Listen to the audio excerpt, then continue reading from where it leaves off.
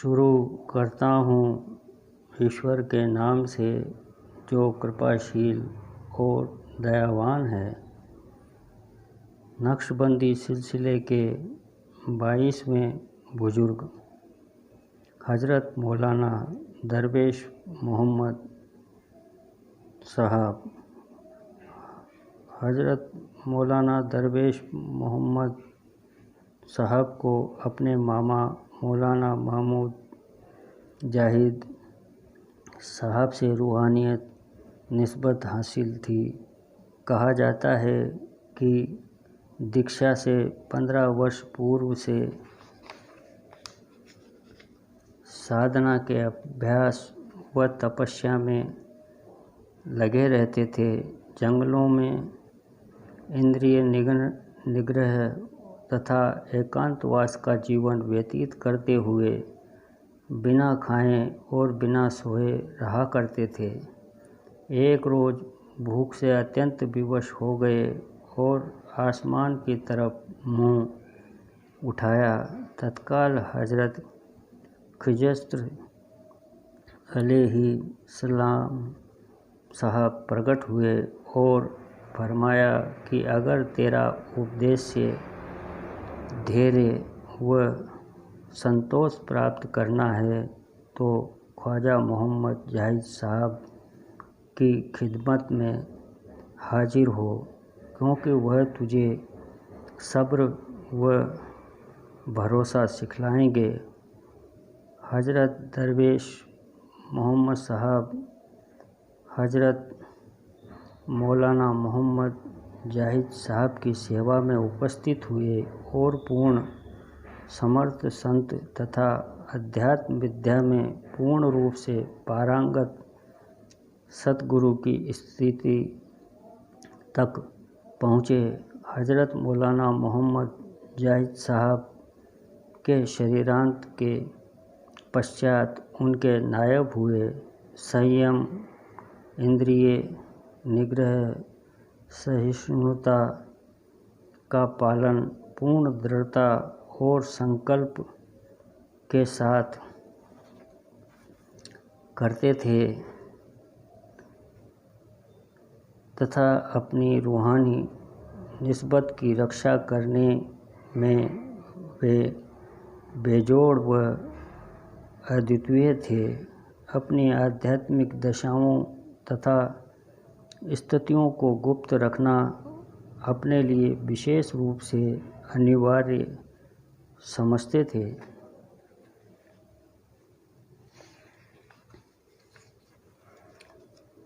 कहा जाता है कि शेख ख्वारजी करूई साहब की यह आदत थी कि जिस जगह जाया करते थे वहाँ जिन संतों और सद्गुरुजनों से मुलाकात हुआ करती थी उनकी रूहानी निस्बत सल्ब कर लिया करते, यानी छीन लेते थे, जज्ब कर लेते थे। जब मौलाना दरवेश मोहम्मद साहब की जगह स्थान में पहुँचे तो वहाँ से सब सतगुरुजन उनकी मुलाकात को आए। हज़रत मौलाना दरवेश मोहम्मद साहब ने फरमाया कि हमको भी उनकी मुलाकात के वास्ते जाना चाहिए और हृदय से अपनी रूहानी निस्बत सल्ब कर ली। शेख ख्वारजी ने अपने को खाली पाया, बहुत ही परेशान हुआ और दुखी हुए। जब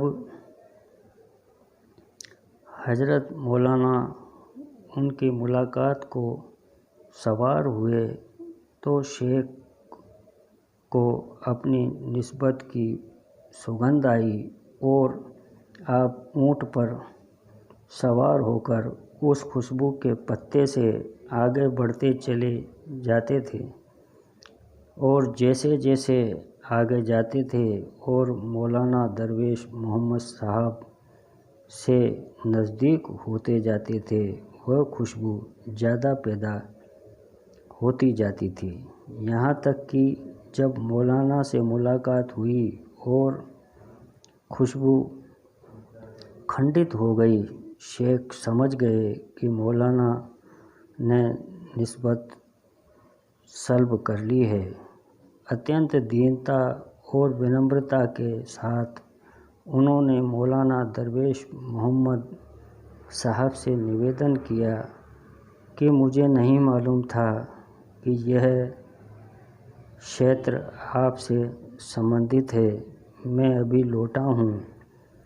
हज़रत मौलाना साहब को शेख की विनम्रता और दीनता पर बहुत दया आई और उनकी निस्बत उनको वापस कर दी। शेख अपनी निस्बत पुनः पाकर उसी समय उस जगह से उसी सवारी पर अपने घर के लिए चल दिए। हज़रत मौलाना दरवेश मोहम्मद साहब का शरीरांत 9 मुहर्रमुल हराम 970 हिजरी को हुआ। आपकी समाधि शहर सब्ज मावराउल नहर के निकट मौजा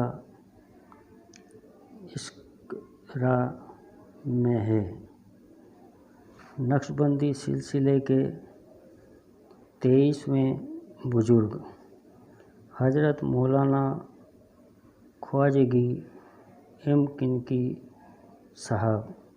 हज़रत मौलाना ख्वाजगी इमकिनकी साहब को अपने पूज्य पिताजी हज़रत दरवेश मोहम्मद साहब से रूहानी निस्बत प्राप्त हुई और उन्हीं की आध्यात्मिक शिक्षा से पूर्ण समर्थ संत व सतगुरु की पदवी पर पहुँचे। 30 साल तक अपने पूज्य पिताजी की गुरु पदवी पर सुशोभित रहे और अपने पास आने वाले जिज्ञासुओं और साधकों को बराबर आध्यात्मिक शिक्षा प्रदान करते रहे।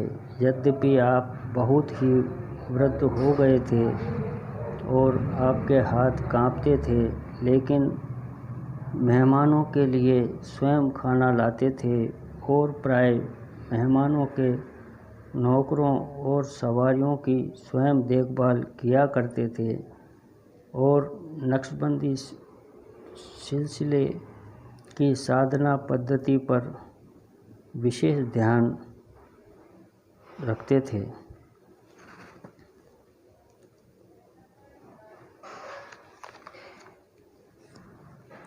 कहा जाता है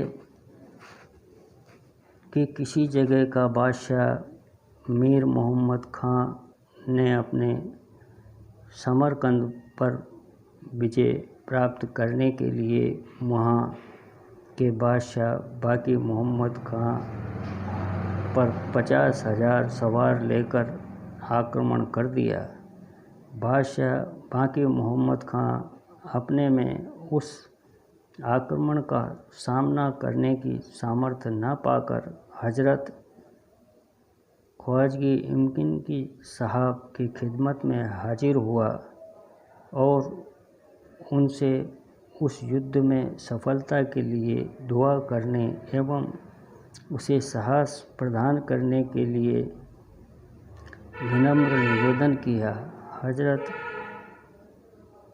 ख्वाजगी साहब स्वयं मीर मोहम्मद खां के पास तशरीफ़ ले गए और उसको समझाया कि तुम वापस हो जाओ, मुसलमानों को आपस में लड़ना अच्छा नहीं, मगर वह उनकी बात को नहीं माना और हज़रत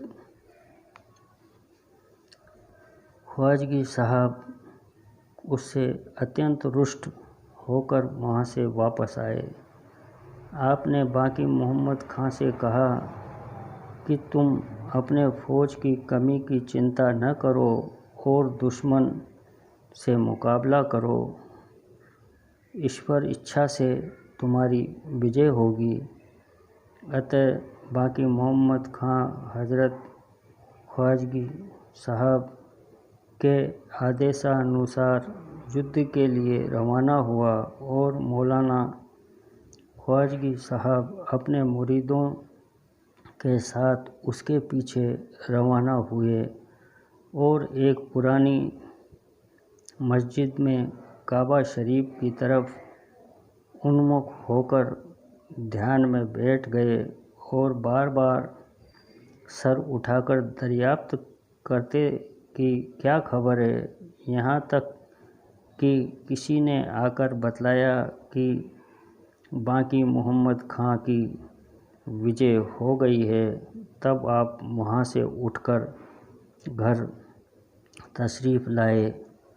कहा जाता है कि एक दरवेश ने बतलाया कि एक रात में हज़रत ख्वाजगी साहब ने अपने नंगे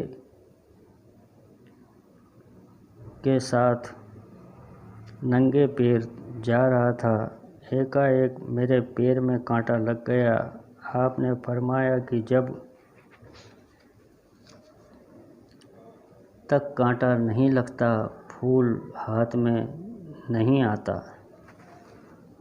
आपके शरीरांत के थोड़े समय पहले अपने खलीफा हज़रत ख्वाजा बाकी बिल्ला साहब को एक ख़त लिखा था। उसके अंत में 2 शेर लिखे थे। जमा ताजमा मर्ग याद आयदम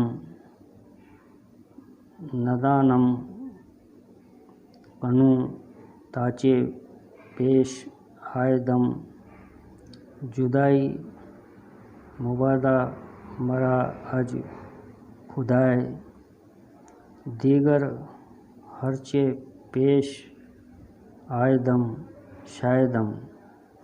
यानी हर वक्त मुझे मौत याद आती है।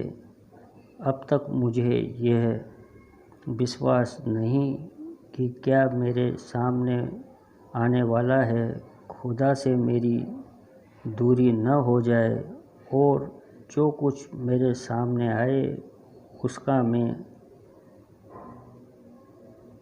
उसी के लायक मैं हूँ। उक्त पत्र लिखने के कुछ दिनों पश्चात आपका शरीरांत हो गया। सब कुछ ईश्वर के लिए है और सब उसी तरफ लौट जाएंगे। आपका शुभ जन्म 918 हिजरी में हुआ था और आपका शरीरांत 1008 हिजरी में हुआ। बंधुवर, अगर आपको यह जानकारी और वीडियो पसंद आया हो तो हमारे चैनल राम समाधि आश्रम संत थानेदार को लाइक व सब्सक्राइब करने का कष्ट करें।